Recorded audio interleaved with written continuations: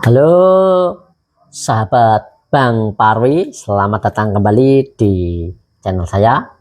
Salam sehat, tentunya salam sejahtera, dan assalamualaikum warahmatullahi wabarakatuh, dan salam sukses untuk kita semuanya, dan salam sehat, dan homestay swastiastu, namo buddhaya.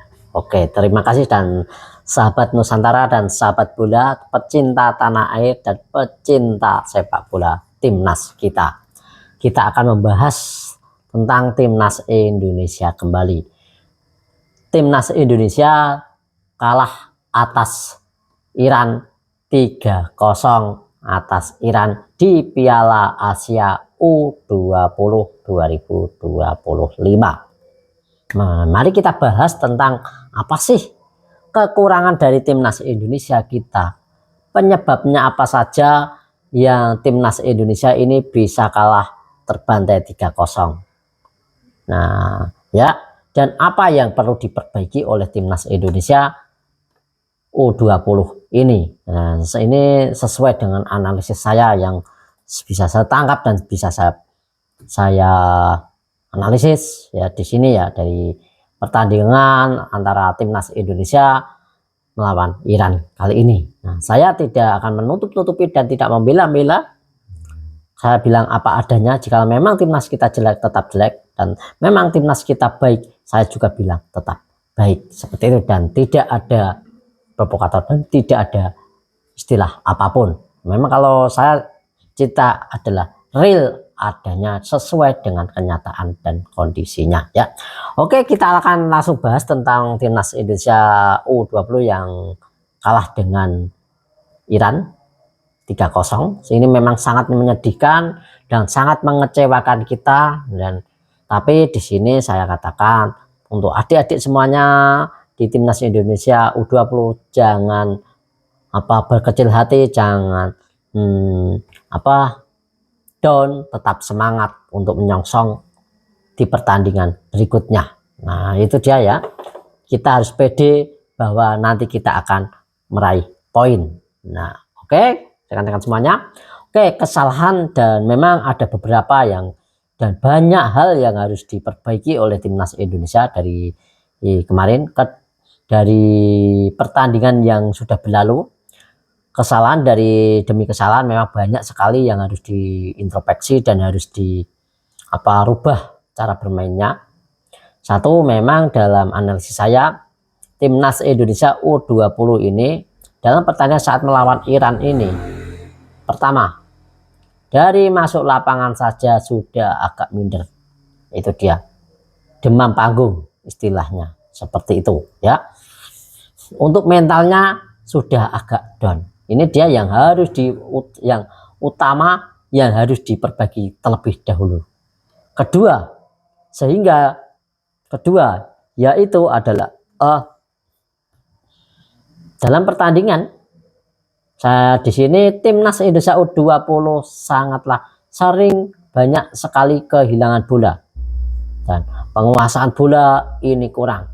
Saat kita mendapatkan bola itu sering kita kehilangan bola. Itu penyebabnya kekalahan kita yang harus diperbaiki. Kita harus bisa melatih diri kita ya, melatih tim ini agar penguasaan bola ini lebih baik lagi, agar tidak sedikit-sedikit hilang. Saya amati banyak sekali kehilangan bola.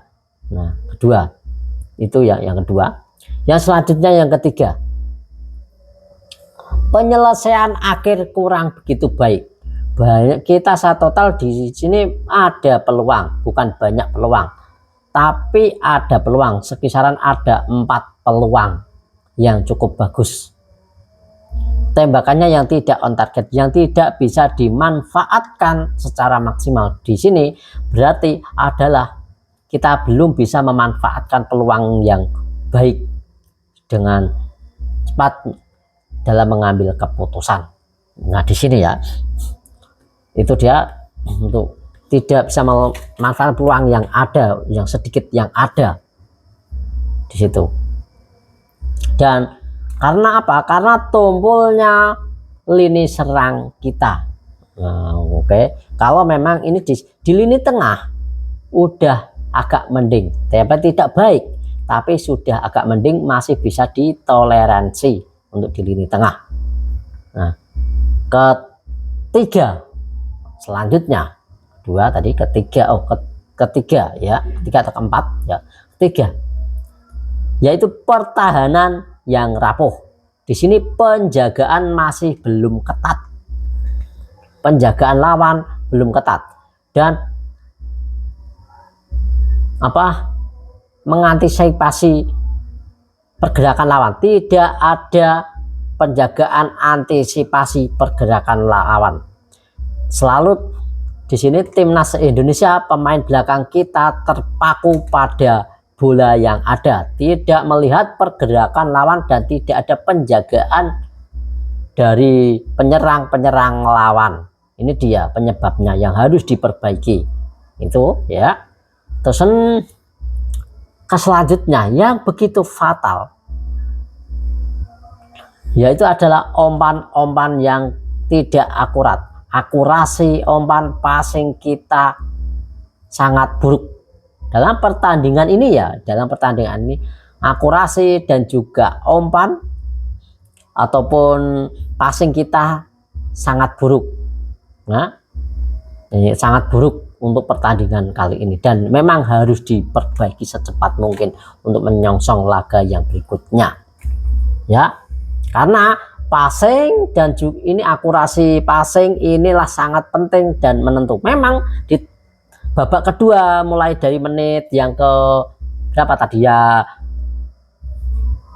80, 75, 80 sampai ke 85 dan hingga ke 87-an ini ada perbaikan, passing sudah agak mulai satu sentuhan, dua sentuhan. Apalagi di sini passing long pass kita selalu gagal total. Nah, ini kenapa saya bilang gagal total? Karena tidak, akurasinya tidak sesuai. Kita sudah tahu ya bahwa untuk umpan-umpan long pass kita selalu kalah dengan bola udara. Tapi pemain kita di babak pertama selalu melakukan long pass untuk bola-bola atas. Ini bola-bola long pass, bola atas kita selalu gagal. Umpan silang, bola atas ini kita selalu gagal total ya. Jadi tidak mau memanfaatkan satu sentuhan. Sebenarnya timnas Indonesia kalau bermain dengan satu sentuhan, dua sentuhan ya antar lini ya, tiki taka, satu sentuhan, dua sentuhan, ini sebenarnya cukup bagus. Dan yang kelima yaitu adalah tidak beraninya melakukan pressing terhadap lawan. Nah, di sini tidak berani melakukan pressing terhadap lawan. Saya lihat di pertandingan yang ada ini Indonesia jarang melakukan pressing, selalu membiarkan lawan ini mengeksplorasi kita, membiarkan lawan ini berkreasi tanpa ada gangguan. Itu dia ya. Jadi ini harus, pertandingan selanjutnya harus dikurangi, sangat dikurangi.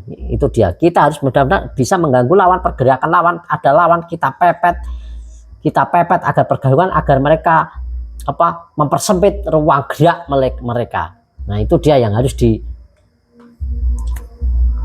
perbaiki.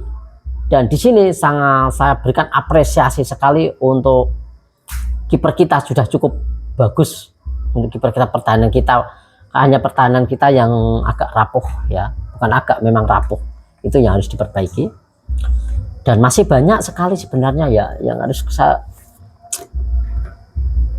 saya harus diperbaiki oleh tim U20 kita ini ya.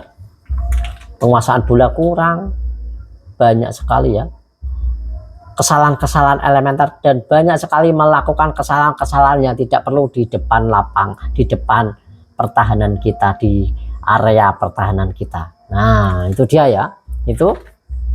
Dan ya mohon maaf teman-teman, karena memang inilah nyatanya yang kita hadapi, yang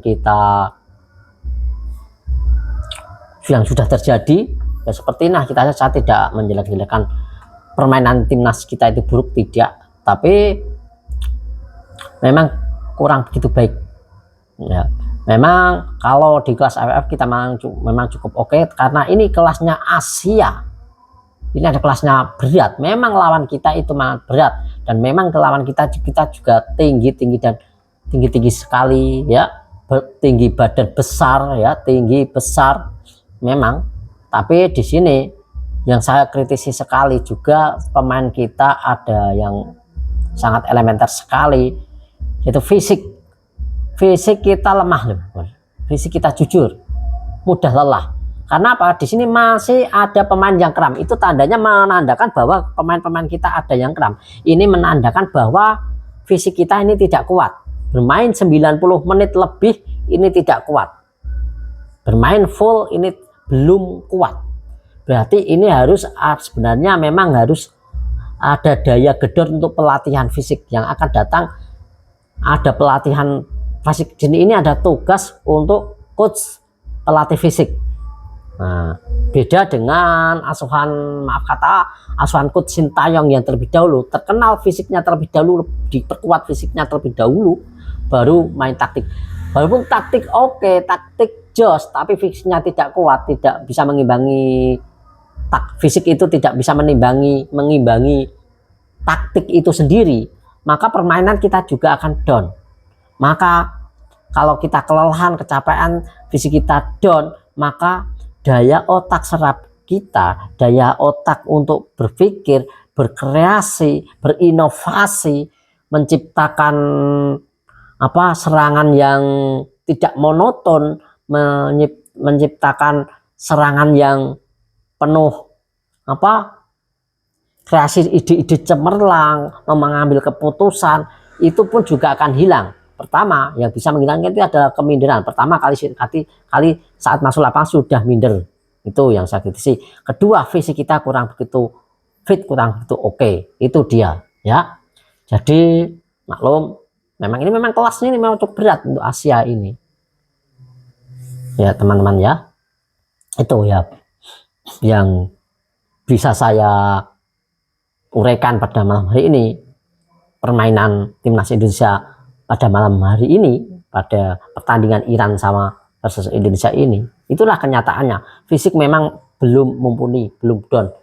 Nah, apalagi bermain di Cina. Di Cina ini cenderung udaranya adalah dingin, dan udara dingin ini adalah cenderung menguras tenaga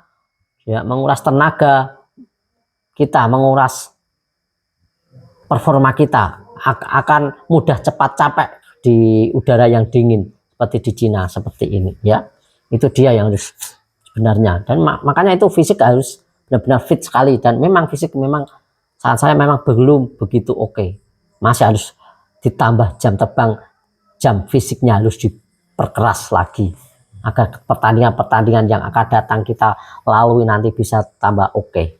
Nah, seperti menurut saya, saran saya sih, kita bisa ambil coach Sintayong kembali, kita tarik menjadi pelatih kita, tapi khusus di usia U20 dan U23.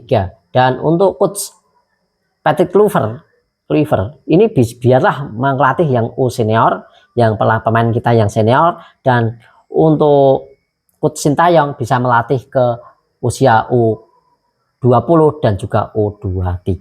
Dan untuk kalau coach Bima, coach Indra lalu melatih di usia U17 atau U16, ini juga bisa. Nah, seperti itu dia. Menurut saya ini ya. Menurut saya persepsi pribadi saya seperti itu. Bagaimana menurut teman-teman? Persepsi teman-teman, apakah analisis saya yang saya utarakan tadi, kelemahan timnas Indonesia dan kekurangan timnas Indonesia penyebab kekalahan timnas Indonesia, apakah itu cocok dengan teman-teman? Silahkan tulis saja di kolom komentar, jangan ragu-ragu tulis di kolom komentar.